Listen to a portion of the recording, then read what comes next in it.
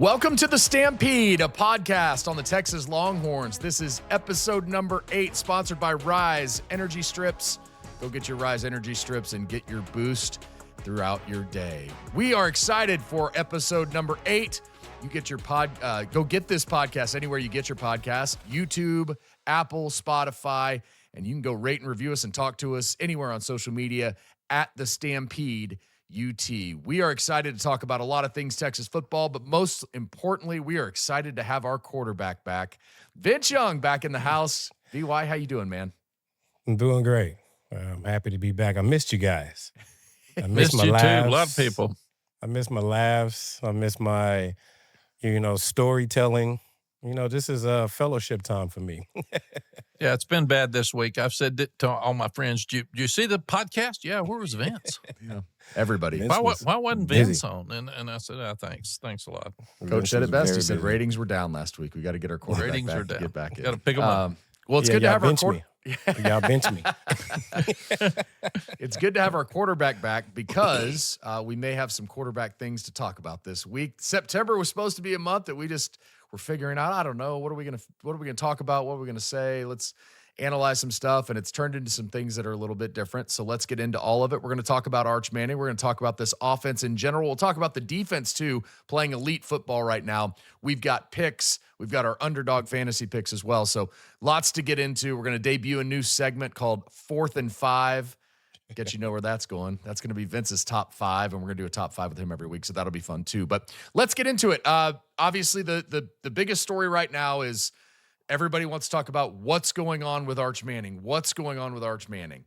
3 games into his Texas career. Obviously, 2 weeks ago, 5 touchdowns against San Jose State. Last week, 3 touchdowns. The number's not great in the passing game there for that stint where he had 10 straight incompletions. The fans booed. Let's get into all of it. Vince, I want to start with you, though. As a quarterback that's played at this university and done what you did here, what do you see right now in Arch Manning? Are you overly concerned? Are you like where do you stand on what's happening with Arch Manning right now? Well, I'm glad you asked, Bob, because the whole world is asking me every day. I was on the golf course the other day and, doing some stuff, Meals on Wheels. Shout out to Doug and everybody. Great charity event. And I thought we was going to just take some pictures and play golf, But, those questions come up. What do you think about Arch? What do you think about Arch, Vince? And your backswing. In my backswing, like, goodness. Let me get my swing Could I on, swing? baby. Just let me swing. You're not here for golf, Vince. You're here to raise money and explain to us what's going on. Exactly, Coach. That's exactly what happened. But, everybody need to just calm down, like, relax. It's some things that he can definitely fix. And I feel like he's working on that. I just feel like everybody wants him to be great already. And it is not easy to play quarterback at the University of Texas, for one. Second of all, you got to get in the rhythm. You got guys banged up. You got guys hurt. The guys looked good in camp, and that's what everybody is want to see. But in the same time, when you have setbacks and you got to get back in your rhythm, you got to be comfortable with some of the plays are being called. And again, you playing against a team that you're supposed to win, but this is their NFL game right now.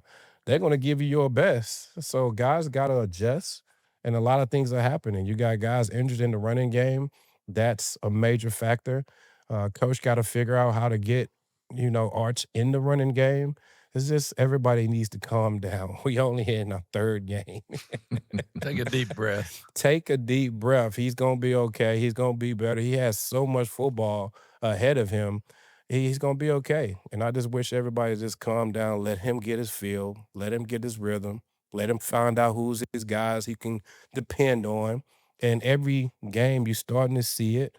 And then I get it. Yeah, he went, 10 incompletions. You can't do that at Texas, but he still was moving the ball and doing some good things that I see that he's getting better from week 1 to where he's at now. And then this week, you'll see a little bit more of him doing a little bit better in the passing game and things like that. We just got to call some plays that can get him in rhythm. I mean, We need to add in some more RPOs, slant routes, hitch routes, just easy things to get it out of his hands instead of trying to throw the ball down the field a little bit longer.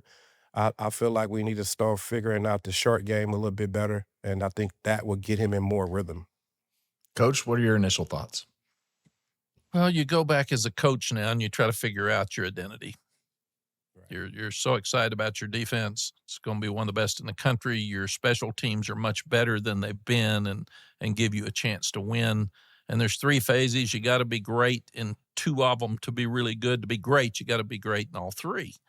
And now, and this is the one thing I loved about, like we were at that crossroads with Oklahoma, Missouri with Vince, and Vince got booed at Texas. So what we had to do, we were at the crossroads when we lost to Arkansas. And we were 3-2. And then Chance was the quarterback. We had to figure out, what do we do? What do we change? Because if things aren't working, you change them. And what we did is we put Vince in. We started running the ball. And then when we started running the ball so well, then the passing game became open and was much easier. So you start the number one, the hype train got out of control with this poor young man. And people talking about, before he played, he was going to win the Heisman. That's unfair. That's just not fair, period. They're talking about he's already the number 1 pick leaving for next year. He hadn't played yet. Let him play. And then they've lost 27 guys to the NFL over the last 2 years. Lost 11 or 12 to NFL teams last year. How much leadership do you lose there? You lose great players, but you lose leadership. And then you've got 4 new offensive linemen. Well, you just don't whip a wand and say, those 4 are going to be new and we're good. It takes them a while to grow up. And then you start looking at Deontay Moore's the number 1 leader as receiver. He's not playing. Wisner's the number 1 leader at running back, led the SEC in rushing last year. He's not playing. C.J. Baxter goes down on the first play. So you start looking at pieces that all have to come together to help that quarterback, and they're not out there yet. The great thing is they're being forced right now to fix some things that they might not have fixed if they'd just blown these teams out. Correct. So there's some issues that need to be fixed, and they're fixing them. Secondly, they need to go back and, as Vince said, take a deep breath and just relax and say, okay, let's go play. Let's have some fun. Let's get our swagger back. Man, we don't have a swagger. We're walking around uptight. And I remember I was at OU, and I was the offensive coordinator, and we're number 2 in the country, and we're going to Kansas. Kansas is awful. And we've got Danny Bradley's our starting quarterback. He's the all-Big 12 quarterback at that time. He's hurt. Mike Clopton was the backup. He was academically ineligible, so we had to play this freshman named Troy Aikman. And Troy hadn't been in the game. He hadn't been practicing. He was redshirted. And he told me before the game, Coach, I'm worried about throwing an interception. We're going to get beat. And I said, no, they're not any good. Don't worry about it. You just go play. Well, the end of the half, we're down 10-7. I go in at halftime. I throw a chair. And those metal chairs on those metal lockers are really loud. And they can go all the way around the room. And I screamed at the offense, and I said, you guys are awful. You stink. We got a freshman quarterback. We're playing an awful team. You're awful. You stink. And you're going to get beat. I'm telling you, you're going to get beat. You better wake up and pick it up. I slammed the door and walked out. We got beat 33-14. Got killed. So we're on the plane going back to Norman. Coach Switzer sitting next to me. And you should never have a seat available for the head coach to sit next to you after a bad loss. And Coach Switzer comes up, and I said, look, man, I'm sorry. That was awful. I totally apologize. The offense was inept, and we just did. And he said, well, you're starting quarterback's out. He said, your second quarterback's not available. You're playing a rookie that's never played before. So it's going to be hard to win anyway. But he said, let me tell you something. Those players really love and respect you, and they're going to listen to you, and they're going to do what you say. And you told them they were going to lose. You absolutely beat them down and told them they were going to lose, and they listened to you, and they did. Don't beat them down, man. Pick them up. Pick them up. So Vince's game against Oklahoma State, we're down 35-7.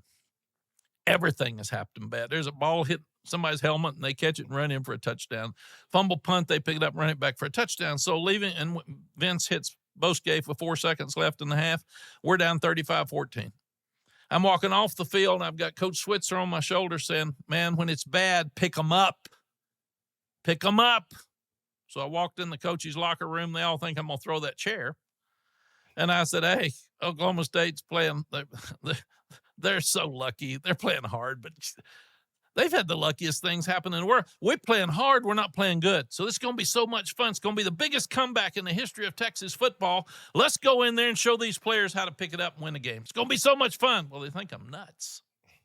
So I go in, I tell the team the same thing.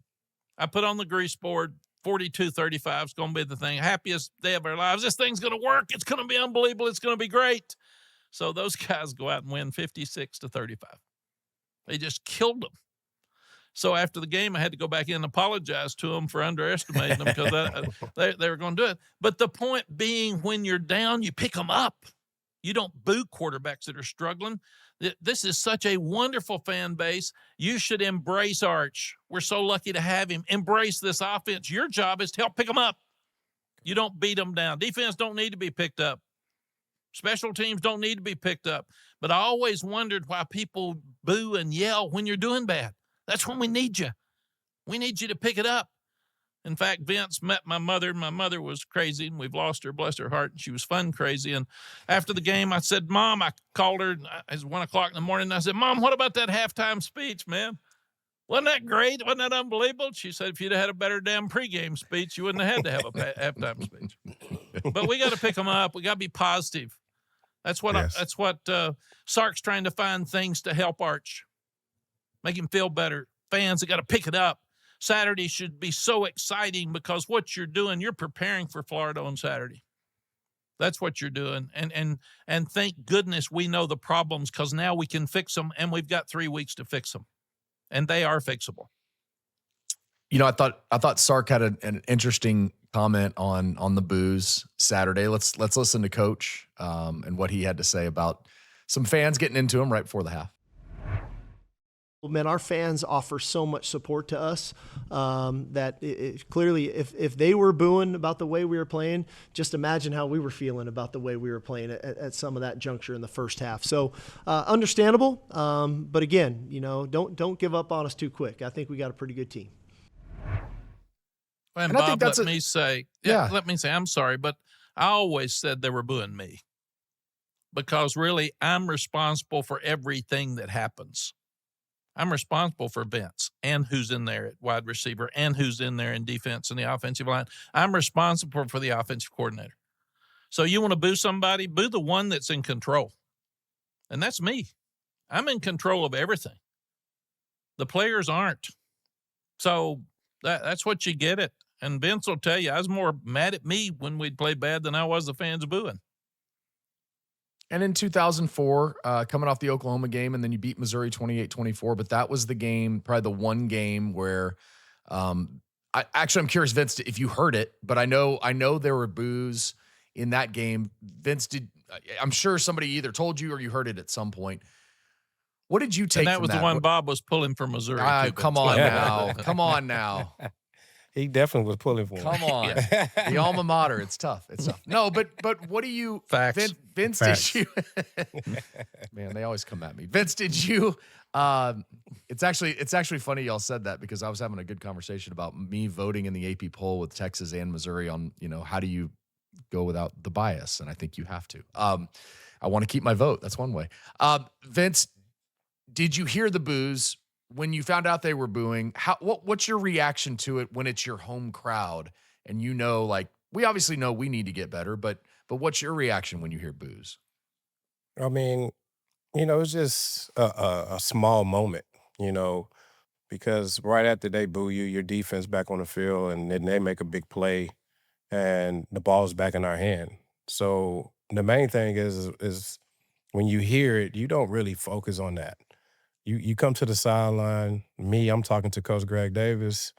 I'm getting ready for the next series. My mind is so focused. You hear it, but you really don't hear it compared to, like, and you probably can hear it now because the stadium a little bit more people in there now. But, you know, when you so zoomed into the game, you don't really pay attention to that. You're already talking to the offensive coordinator. I'm talking to Coach Greg Davis. I'm getting ready for the next plays for the next series because, hey, one of the things that we talk about is that is over with. That series is over with.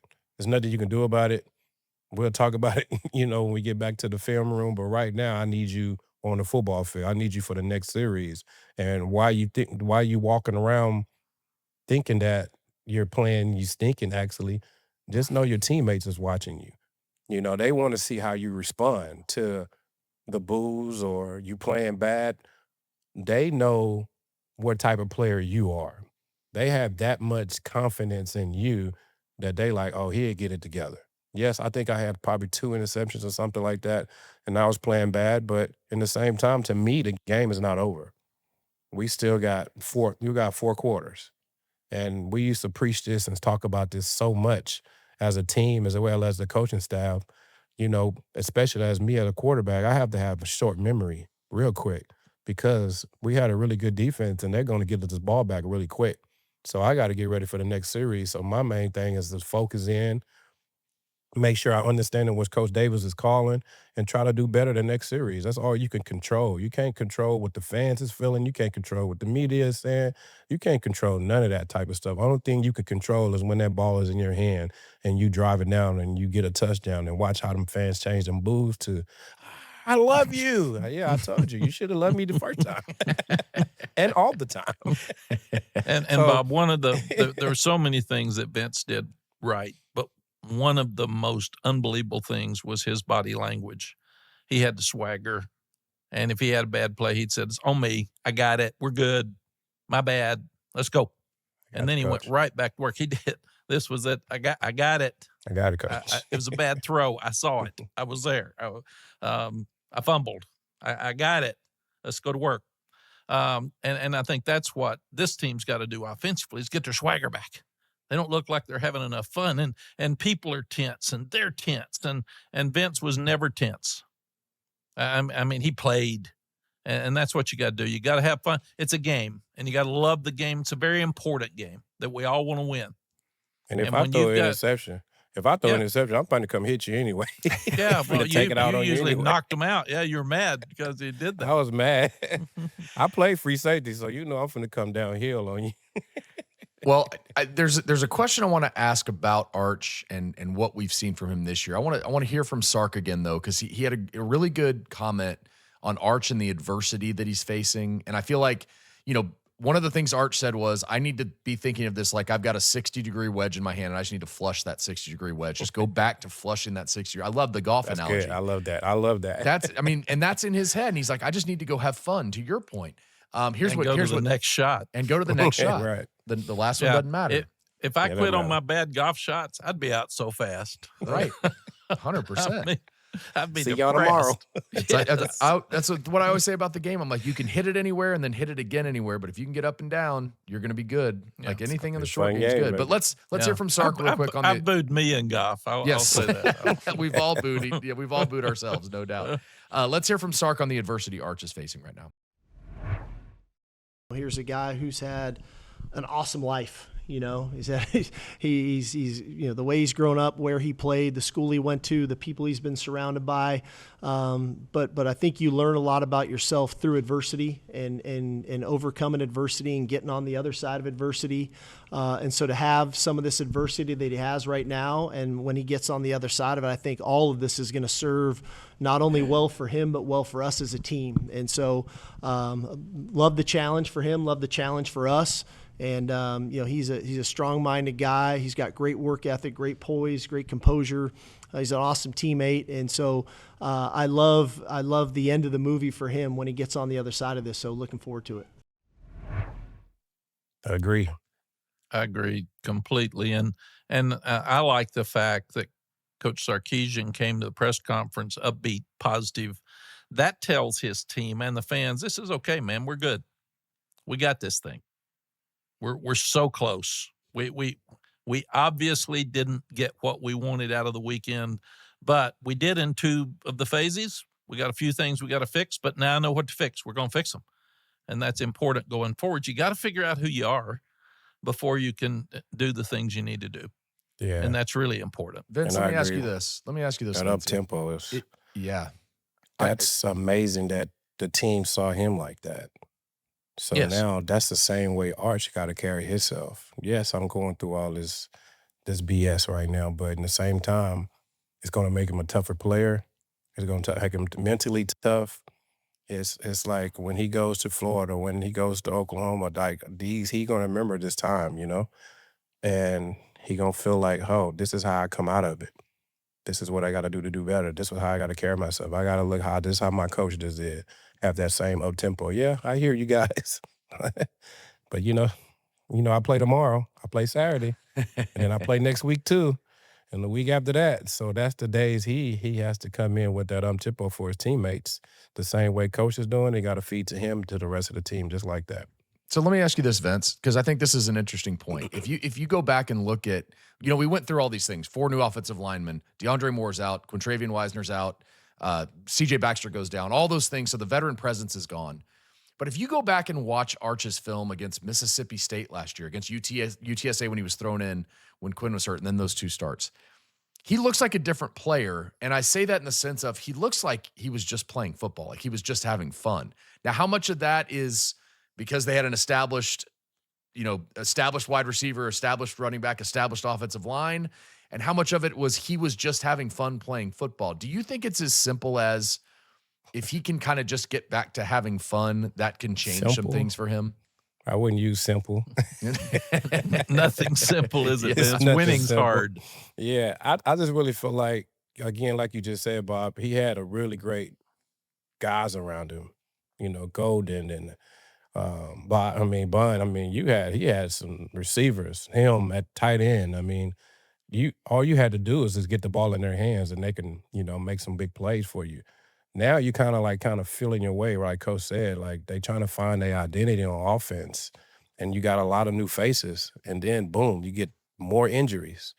It's not easy. Even Coach Starks, he's over there trying to fill a play for not just for Arch.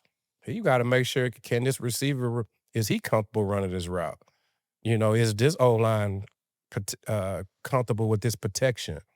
There's a lot of things comes into the mind when you calling plays on the sideline, and everybody's thinking it's just him and Arch. No, it's actually all entire 11 guys out there that can make sure everybody's on the same page. Great guys point. in the right formation. Did we call a end route? Did you get to 10 yards or did you get to 8 yards? It's a lot of things play factor of a lot of new faces. There's guys like, oh shit, I'm playing this week. I got to make sure instead of being sitting in the back, watching, now you thrown into the fire. Now how you going to respond? Not just at football practice, but in game time situations. And that's kind of what's going on right now. You got a lot of new faces and not really on the same page as chemistry wise. So that's why I feel like his Arch is doing a good job for what he has to work with at the moment. And everybody else coming in and trying to feel their way in as well. So it's all over the place to the point to when they get it to where they wanted at, I feel like the offense is going to take off and we're going to be very balanced from special team, defense, and offense. Now, Bob, I call plays, and it's kind of like when Vince is hot and things are going well, you got the whole buffet, man. Anything you call is good. You can't mess one up. What do you think? This one? Yeah, he'd do that. What about that? Yeah, this. And then when it's not working, it's like nothing on the menu looks good to eat. You can't call one because you're not really sure about that receiver's depth. You're not really sure that running back's going to hold on to the ball. I don't know that we can protect long enough to get this pass off. So you're as a play caller, if it's not working, man, it is miserable to try to figure out what you can do to win the game. And that goes back to fourth downs. For 5 years at North Carolina, we had Sam Howell, we had Drake May, we had great quarterbacks like Vince and Colt, and we were sitting there going for every fourth down, we were making them all.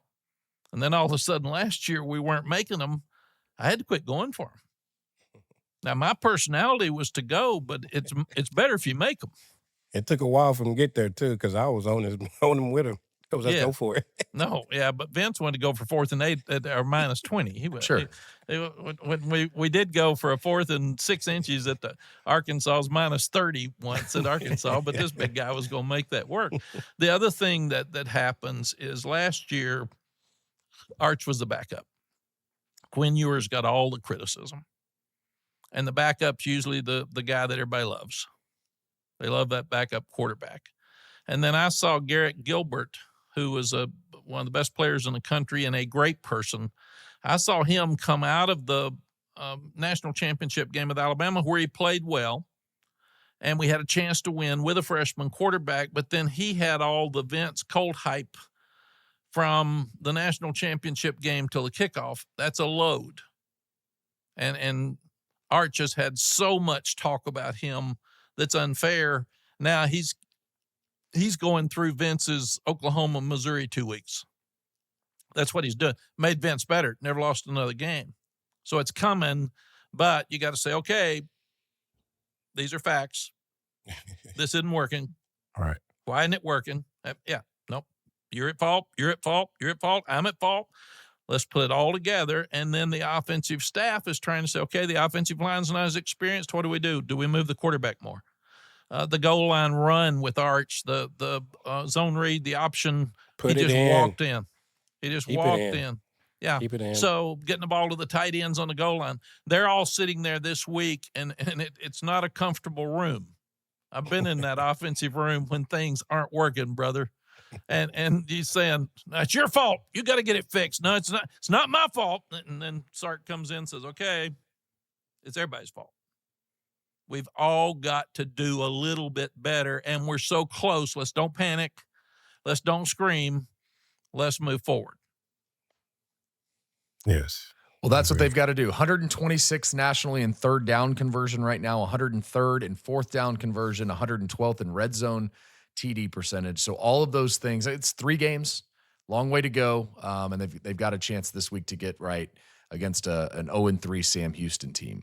Bob, let me say, third downs are tough, but unless you're good on first downs, third and long, you're not going to make very often. Right. So when you say third downs, it's really first and second downs because you're not in positions to get your third downs. Or fourth. Are they 4th and 1? Are they 4th and 3? Are they 4th and 6? Are they 4th and 8? So all of that's different as you start looking at it, but those are things that have to get fixed. And on the flip side of this, the defense is playing elite football. All their numbers are through the roof. And so when we come back, we're going to talk a little defense. We're going to talk a little Rod Wright into the Hall of Honor. And then we're going to ask Vince.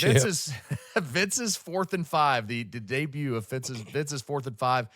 His top 5 defensive players that he played with at Texas. It's a list. I mean, that is a list. So naming 5 of those is going to be tough. We're going to ask on blast like that on the wall. That could be the top 25, and they're all NFL players. So we're going to ask you for that when we come back. This is The Stampede, a podcast on the Texas Longhorns, sponsored by Riize Energy Strips. We're back after this. Game days are a marathon. Tailgates in the morning, kickoff in the afternoon, and celebrations that can stretch late into the night. You need energy you can count on without the sugar crash or jitters. These aren't your typical energy drinks. Riize Energy Strips give you clean, natural energy you can carry in your pocket. No cans, no spills, no hassle. And no waiting around wondering when it's going to kick in. Exactly. Each strip has 50 milligrams of caffeine from natural sources, plus vitamin B12, L-theanine, and electrolytes, all from natural ingredients. They dissolve under your tongue, so they work up to 5 times faster and are 10 times more efficient than pills or energy drinks. 0 sugar, 0 calories, and the convenience to keep them anywhere in your pocket, wallet, or gym bag, so you've always got clean, natural energy when you need it. Yeah, I could have used these back in my playing days. It would have saved me from carrying around a can like it's part of my uniform. With these, pop a strip, fill it fast, and you ready to roll. That's a winning game plan. And now you can try them yourself. Get 25% off your first order at riseup.com/stampede. That's RIIZEUP.com/stampede. Riize Energy Strips. Smart, simple, and built for the long game. Breakfast might be the most important choice you make all day. That's because with Wendy's 2 for $3 breakfast, you can mix and match your very own perfect pairing of our delicious morning favorites. With this breakfast deal, the choice is all yours, not someone else's. And isn't that how it should be? It's your breakfast after all, not Martha's. She can pick her own breakfast. This one's all for you. No matter what you choose, from our sausage biscuit with that grilled breakfast sausage or the egg and cheese biscuit with fresh cracked grade A egg and melty American cheese on a fluffy buttermilk biscuit, a small size of perfectly seasoned potatoes, or a medium hot coffee to power you through the morning, all you got to do is pick your ideal morning pair. You really can't lose because you're the one calling the shots. The choice is all yours. Wake up to Wendy's 2 for $3 breakfast just the way you want it. Limited time only during breakfast hours. U.S. price and participation may vary. No substitutions, not valid in a combo, single item at regular price. Welcome back to The Stampede, a podcast on the Texas Longhorns, sponsored by Riize Energy Strips. This is going to be a fun block. After a great first block, some great stories from the guys about fans booing, about what to expect from Arch Manning from here. Let's get into this defense, though. Just terrific so far this year. Starting to create turnovers, which has been a big thing. Averaging, only giving up 10 points a game so far. Vince, what's the one thing that's impressed you the most about the defense to this point? And is there one player that's maybe standing out to you that wasn't expected to stand out before the year started? Well, overall as a defense, I love how they playing aggressive. Me, I'm an aggressive guy. I play safety, I play DN. And one of the things that I love about football is when I come to the sideline, I get the chance to watch the defense. And I love the aggressiveness and hitting. And Trey Moore is my guy for right. I mean, even in the Ohio State game last week, and just the way that he plays the game, fast tempo. To me, he's like one of the captains of the team. He just makes a lot of plays. He's always around the ball. So I love that part of it, that our defensive line and Trey Moore is doing a really good job. It's interesting you say that. Sark was talking this week about, they haven't had a lot of sacks this year. And one of the things Sark was saying was, well, the teams we've playing, the last two, they're getting the ball out at like 1.8 seconds. So there's only so much you can do to get to a quarterback when they're just snapping it and immediately throwing it.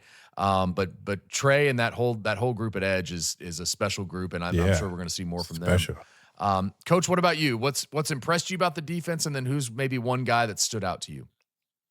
Well, Bob, the thing that's impressed me the most is they've stopped the run, and that's hard to do. And when you're stopping the run, you've got a chance with everything else. And I agree with Coach Sark so much.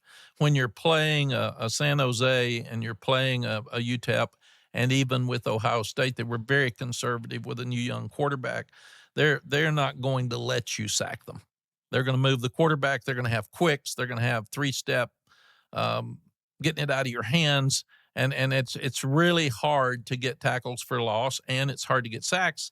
And it's also harder when you're never ahead by a lot. Usually when you're ahead by 25 and they've got to throw it every time, they got no chance. Well, these teams aren't as good. They don't have players that can play for Texas, and especially linemen. So what they do is they kill the clock. They go slow. They go for fourth downs. They try to take the air out of the ball and make sure that you can't do that. My guy, because of the running game, is Lananga Lafaux, because this guy is all over the place. Yeah, and you add him with Anthony Hill, and we said you got to have strength down the middle. I mean, there's nobody that's running the ball right at Texas right now, including Ohio State. So I know they're frustrated, like to have more turnovers, like to have more sacks, like to have more tackles for loss. It's hard to do unless you get ahead. And Florida will take more chances than the others. Now, Sam Houston's Mike Leach. Phil Longo, the head coach there, worked for me. He's a Mike Leach disciple. He's going to try to throw it all over the place. So there'll be more opportunities for that on Saturday. The defense has been pretty special. I'm super impressed with Grayson Littleton. Sark talked about him throughout camp. When you're a true freshman and you walk in and play the way he's playing, and he's getting the time that he's getting on the field, he had an interception on Saturday against UTEP. He's been special early, and that's a fun thing to see when you get a true freshman out there that's playing the way he's playing. So that's good stuff.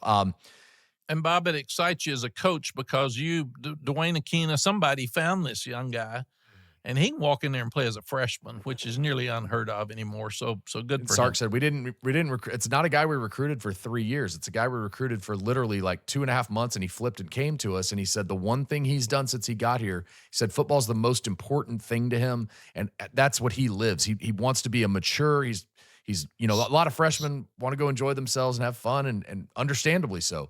It's your first time out being away without rules, and you get to live on your own and how you want to live. Well, he said Grayson's a guy that's come in and just worked and put himself in good position to make football the most important thing in his life. And now he can move on and do what he's doing. And he's a special player for Texas already. And he jumped on that best receiver at Ohio State, and he didn't even blink. All right, good on. That's good when for I him. knew he wasn't a freshman. Right. It didn't In his mind. It didn't take long at Right. all. Hey guys, a pretty special moment this week. The UT Hall of Honor inducts its newest class of 2025. Mack, of course, a 2006 Hall of Honor inductee. Vince Young, a 2015 Hall of Honor inductee. Rod Wright went into the Hall of Fame, and Vince getting to play alongside him. What are your thoughts on Rod and Mack getting to coach him? What are your thoughts on Rod going into the Hall of Honor? I'm happy for him because we got a really good history. His son and my son is right around the same age, and we get the chance to spend time with each other. I'm happy for him here at the Texans. They took a tough loss last night, but overall, he was our captain on our team. He took care of that defense, that defensive line. Didn't nobody want to mess with that big guy. And to see him, taking on double teams and still making sacks and things like that, he definitely deserved it. And not only was he a special player, but a special person overall. And the way that he carries himself, the way that he has a big heart for you, take his time out to support your foundation, whatever you may be, he's there.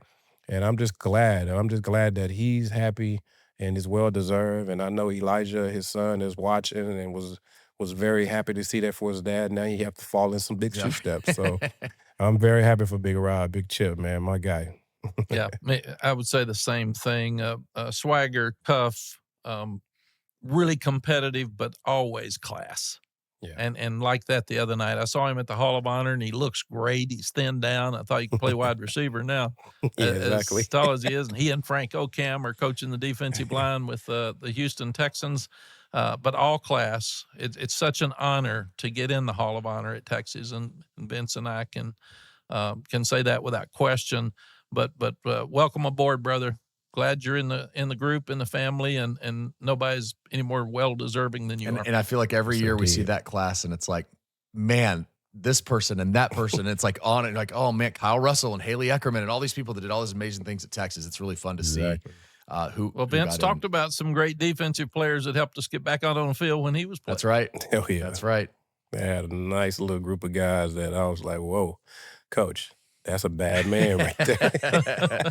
Well, Vince, you played with a lot of really good defensive players at Texas. So we're going to debut a segment called 4th and 5. 4th and 5, the national championship. It's not the national championship on the line. It's Vince's top 5 defensive players he played with when he was at Texas. Vince, roll out the list. Whoa. Derrick Johnson. I had to be. I mean, that's where it starts, right? I mean, that's unbelievable. Had to. Yeah, 30 tackles as a Nate high Vasher. Ooh, Nate Vasher. Ooh, good one. That's punt returner, man. cover corner. Get Casey Hampton. Casey Hampton's a man.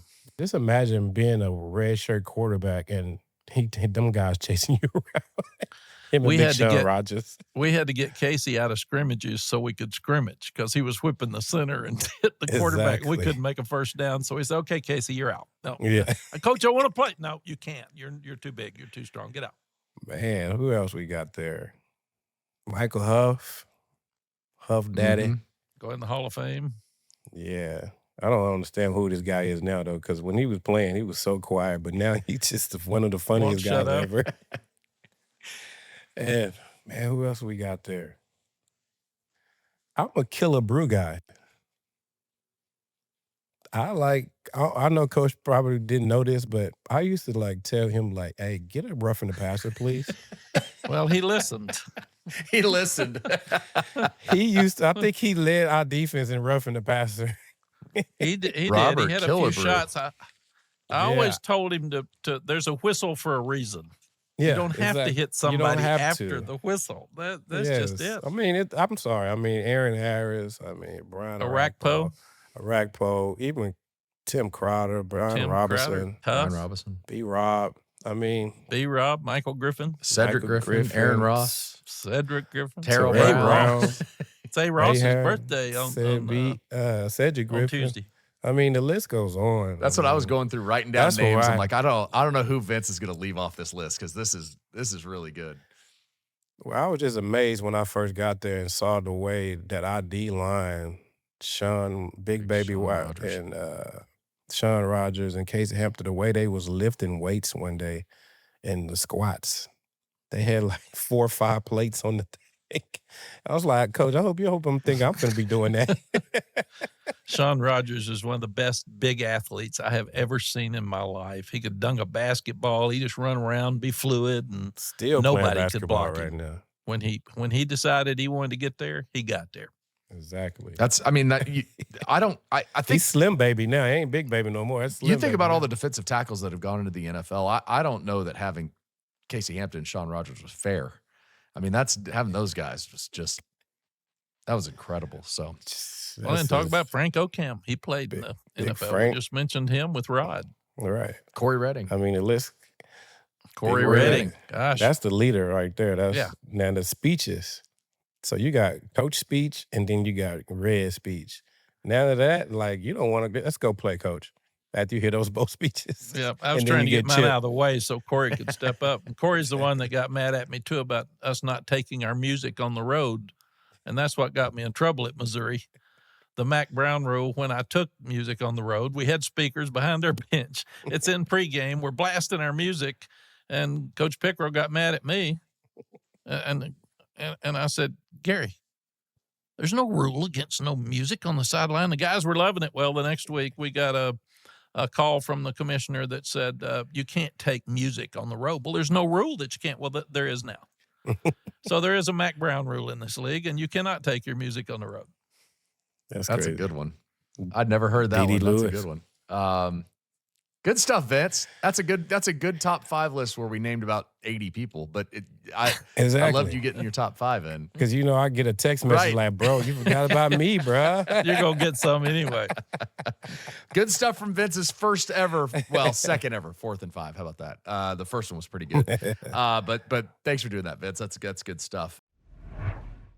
No problem, big All right, fella. we're going to do our segment, Riize Up the Rankings, sponsored by Riize Energy Strips. It's our newest segment. Energy you can count on without the sugar crash or the jitters. You can get 25% off your first order of Riize Energy Strips. Go to riseup.com/stampede.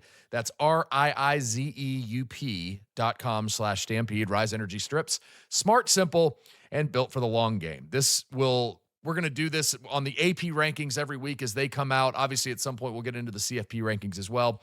But let's talk about who was rising up the poll this week that you guys really like to see. What team really impressed you this week that shot up the poll? Man, the people better stop sleeping on Vanderbilt. It's a great That one. young quarterback, Diego over there is like, the way they play, they almost true. beat us last year. They going to let you make mistakes, and they going to use the whole entire clock to beat you. And the way that they playing right now, the aggressiveness and, playing behind Diego, like, you better watch out for Vanderbilt. And they slowly, underneath the radar, sliding up those ranks. I think Vanderbilt, Vince, is probably the best example of why it's so hard to vote in the AP poll, because if we, and I know we could say this about a lot of teams. If Vanderbilt was named Alabama or LSU or South Carolina or Georgia or Texas or whatever, they would be in the top 5. They're at number 20 this week. And as an AP voter, you go, where do I put Vanderbilt? It's still, you just think of Vanderbilt as the longtime, bottom drudger in the SEC. That's not who they are anymore. And so, they throttle South Carolina. I know Lenore Sellers went up, but they throttle South Carolina on the road 31-7. And they only move in at number 20. So I think there's something to be said. I'm glad you brought up Vanderbilt, because that's got to be the best example of it. Coach? Dynamite. When Vandy starts to fight up the field with blood to Coach know yield. that. When Vandy starts to fight. Let's I go. Yes. When Go ahead and give him a song deal right there, an album right there. I tried the Friday Night Lights thing too. They said keep your day job. So I think that's what I would be doing. I think we're really going to have to look at strength of schedule and take it more seriously. And what does it mean moving forward? You look at South Florida. They've played Boise, beat them, played Florida, beat them. They lose to Miami. They're worn out. as a group of 5 team, and we throw them out of the polls. You look at Notre Dame, should they be in the polls? They've lost to Miami and A&M. That's 2 top 10 teams. So should Penn State, who is going to have a great team, they've played Nevada, FIU, and Villanova, they're way up there. Should we be playing these big teams again until we change strength of schedule? I think that's it. Now look at A&M. They jumped 6. That's hard to beat Notre Dame on the road. And that was good. I look at Oklahoma. Oklahoma's playing much better than any of us thought they would. And I coached against Miami 5 years. They look good.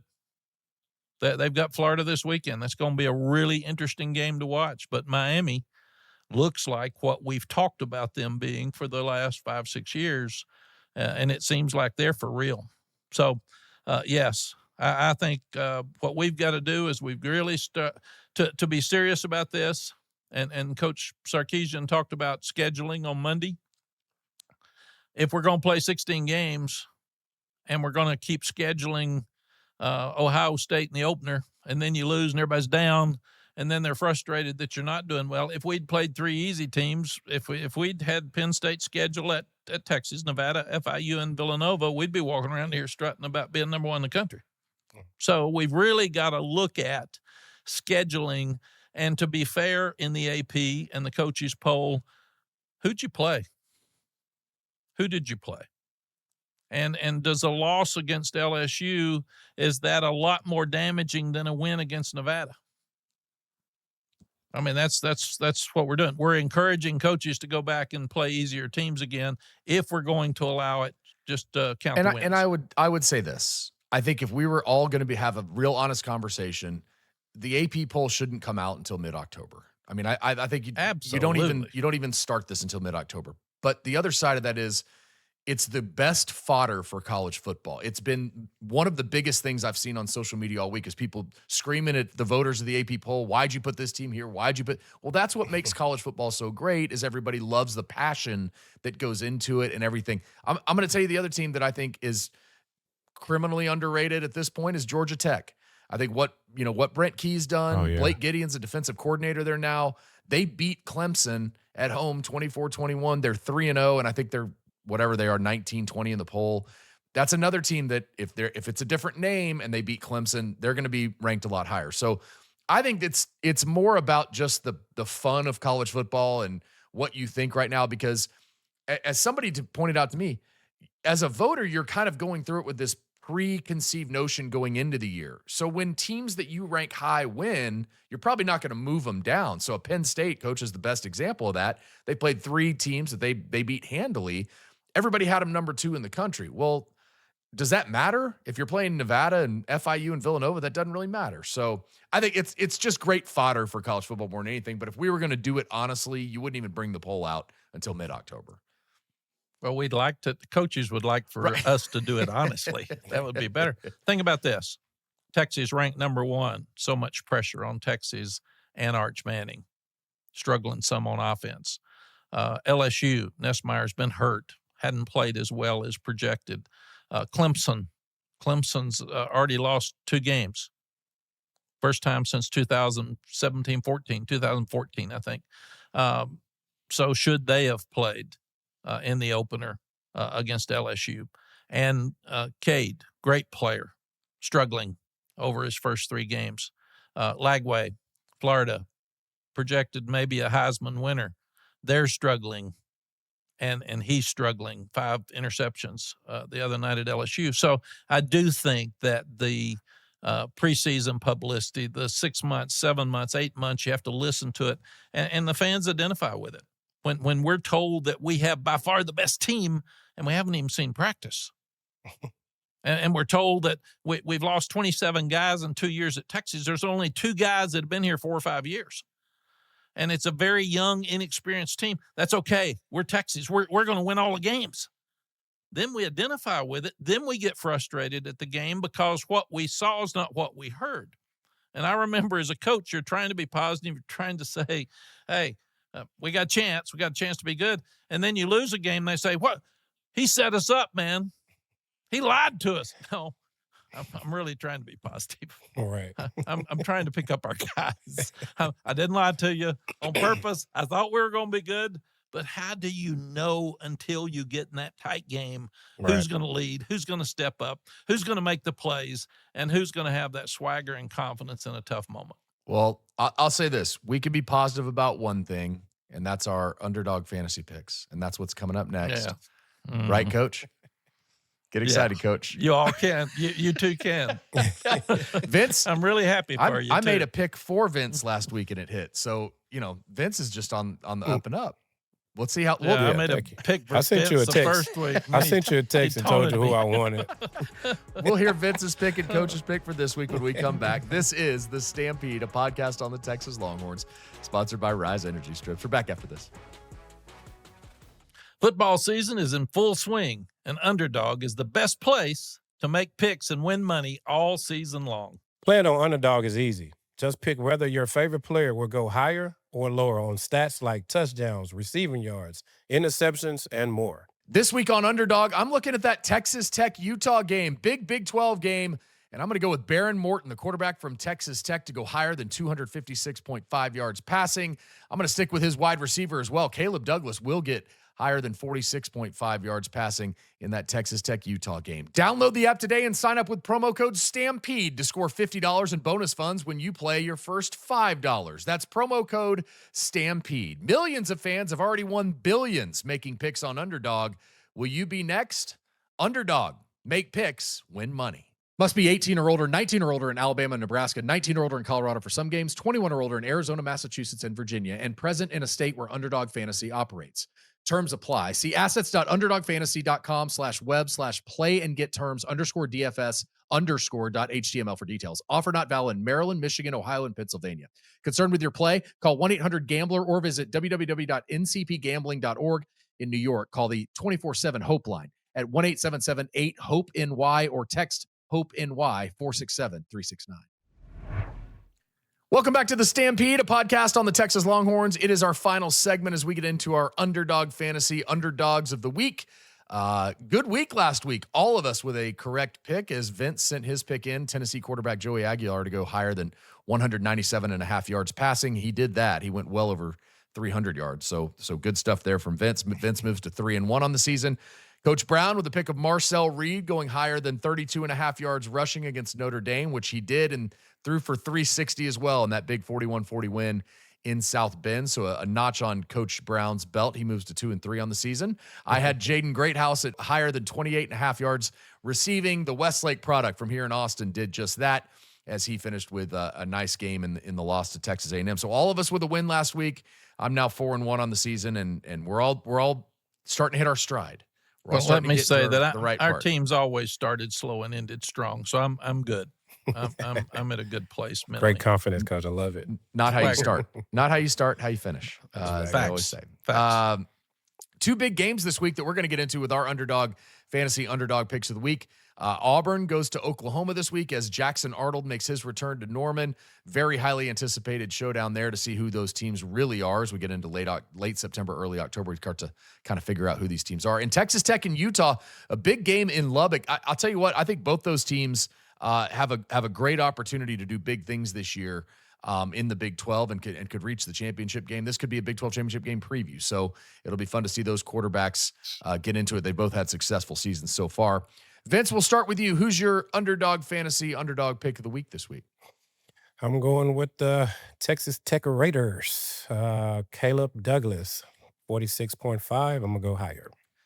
Yeah, I mean, they've been throwing the ball all over the place. So I think Caleb Douglas is they at home, so yeah, that's going to be some high numbers. I love Throwing that. some tortillas. Throwing some tortillas, of course. Coach Brown, who are you going to go with? I'm going to go to the Oklahoma game because it's such a great matchup with John Mateer rushing for more than 42.5 yards. He's got his offensive coordinator, Ben Arbuckle, that came in from Washington State with him. Highly anticipated return of Jackson Arnold and Auburn. I think it's going to be a fun game to watch, but I'm really impressed with John Mateer. Love it. All right, John Mateer is the pick for Coach Brown. I'm going to stick with a quarterback. I'm going to go with Baron Morton and go higher than what's he at? 256.5 yards passing against Utah. I think that's going to be a really good game, but Tech's throwing it all over the field again. And I'm going to go, Vince and I are going to kind of be that quarterback wide receiver combo we hope hits this week. And those are Hey, our under. Bob, I got you in the corner, Bob. Hit me. Let me hit I you was in that going to corner say route. Bob would be the least talented receiver Vince has ever thrown to, but that's just facts. We're not getting into personalities. No doubt whatsoever. Our underdog fantasy underdog picks of the week, as always with Underdog. Play underdog, make picks, win money. Let's move on to what to expect this week as Texas takes on Sam Houston. We're going to get Mack's must-dos to start. Coach, what are the three things you want to see the most as this Texas team goes into the Sam Houston game? Just in general, Bob, get a rhythm, get your swagger back, get your confidence back, get the crowd back into it, start having fun like Texas football's supposed to be. So defense, stop them early, get them behind, then you get your tackles for loss and your sacks and your turnovers. And I want to see a score on defense. That's legal. I checked the rules, and it is legal, so you can score on defense. Legal. Same thing with special teams. Let's create great field position, but let's score a touchdown on special teams. The great teams do that, and they're important. And offensively, I just want the guys to play loose, get their swagger back, and have some fun. And I want to see the fans pick up Arch, the players pick up Arch, and I want to see Arch having fun. I want him smiling, and I want some VY to come out in Arch this weekend. High-five them, do a little dance, get your swagger back, and get it going. Vince, maybe that's something you need to teach Arch. Maybe you need to get together with him, do a little, here's how we dance. He got here's it what we do in the already. pregame. He's got it. He got it. He has it already. Just got put He it just on the need to do shelf. it. Got to bring it back out. Yeah, bring it off the shelf. baby. Vince, what do you want to see? What's something you want to see this week? I just hope they, as a team, they compete against each other. That's what some of the things that we used to do with our defense. We used to go at it with each other at practice, and then when we get to the game, listen, we're gonna do this. We're gonna score this many points by the second quarter. Challenging each other, having fun, because once you challenge each other, it's not even about the other opponents. We respect the opponents, but when you get into a back and forth with your guys in the locker room, it makes the game funner. So I hope that, Arch and some of the leaders on the team is challenging each other so they can have more fun to go out there and compete. Like Coach said, guys I feel like they just kind of on their own individual goals, right? It needs to be a whole unit, a whole team goal. And the only way you can do that is you challenge each other. Having fun, challenge the offense, challenging the defense challenging the offense, and then the whole offense and defense challenging the special teams. And I really feel like when that type of stuff happens, you have more fun. Even on the golf course, we play greenie. Who gonna get that par 3? Who gonna get closer to the pin? Just having fun like that makes you compete a little bit harder. So shout out to Arch for giving us that analogy when he used it. Yeah, and Bob, the other thing is everybody wants to play in these games. Yeah. Guys work. Well, you guys that are starting, get the game over with so the others can play, because Sark's got to win the game. Mm-hmm. He can't start substituting when it's not going well. So everybody wants to play. You want your buddy to play. Hey, why didn't he play more? Because of you. Yep. Because of you. Man, go get the game over. Go play. Get it done. And then everybody gets to play. Helps keep people healthy. Helps team morale. Helps fans. And you don't want to have a bad game, a lackluster game going into an open date either, do you, Vince? No, That's 2 weeks of misery now. Yeah. Thank goodness there's a game this Saturday, so we don't have to listen to this stuff for 2 weeks. Oh, my God. But You're not you need to get some rhythm and momentum going into open dates so you can be ready to go to games. I'll tell you the one thing I want to see is, as much as we talk about Arch and what's going on with him, I want to see the rest of the offense pick him up. I want to see the offensive line play a lot better. I want to see Ryan Wingo take a step.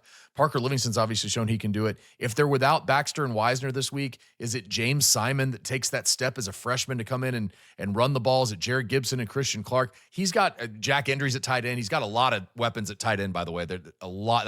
That's a great group right now. But I want to see the rest of the offense also help Arch in some of this stuff, because I know everybody puts it on the quarterback. They always have. Vince, you know that better than anybody. But you've got to have the guys around you helping you. And so I kind of want to see what the offense can do from that standpoint. As we move forward, That's why they call it team, right, Vince? That's called a That's why they team, call it baby. team. It is a hard game. It's hard to It's a win. hard We're only game. 3 It's a hard games into game. this year, and I know it's a limited sample, and like we talked about earlier, some of these teams haven't really played anybody yet. But if you look across the SEC, is there somebody that you look at and say that's the team that I think is the favorite, and then who's maybe another team that you're looking at like maybe that's a team that could sneak into it this year? Who are you guys looking at there? Well, you got to beat Georgia. Couldn't agree more. Yeah. Hands down. That overtime win right there. I'm thinking the game was over, Tennessee. I mean, playing in that hostile environment, but they've been in that position before. They got a coach that understands and they believe in him, and that's what they did. They took over and came back in overtime and won that game.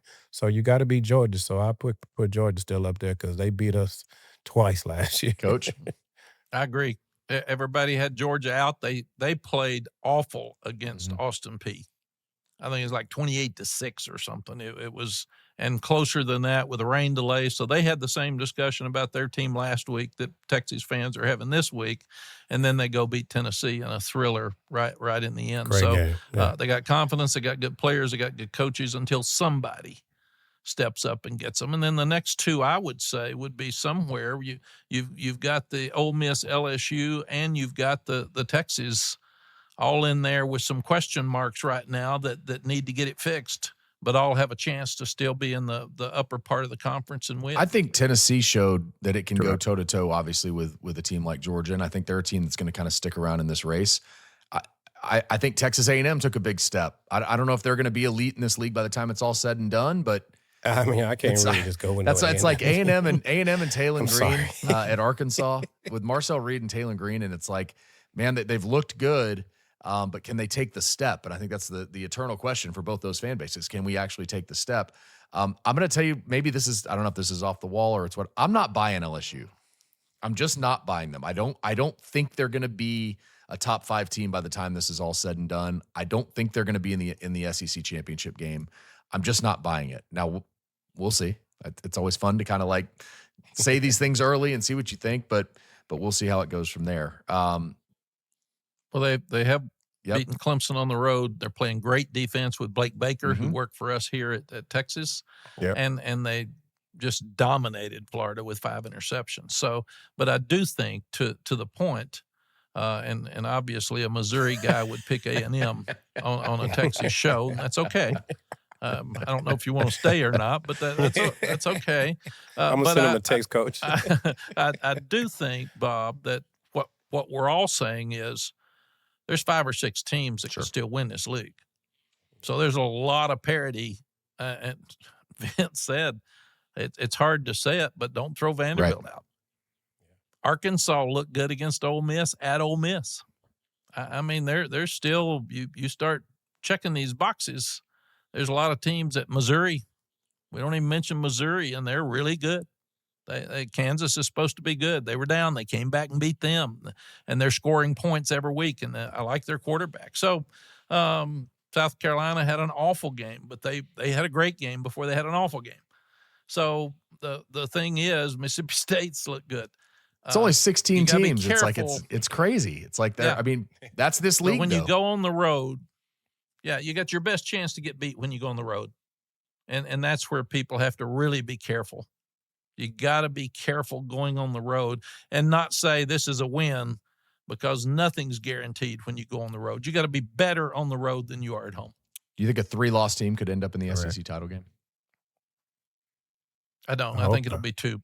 Yeah, I hope not. Yeah. I think in time, when we get rid of the smaller schools on these schedules and start playing all these, we're going to have 3 or 4 lost teams playing in national championships, in my opinion, like the NFL.